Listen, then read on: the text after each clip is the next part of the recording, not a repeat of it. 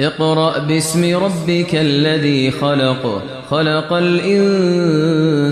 من علق اقرأ وربك الأكرم الذي علم بالقلم علم الإنسان ما لم يعلم كلا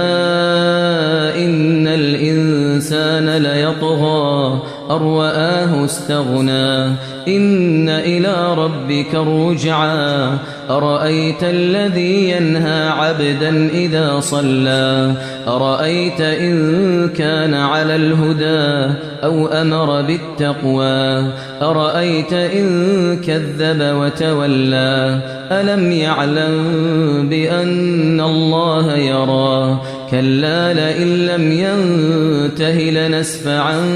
بالناصية ناصية كاذبة خاطئة فليدع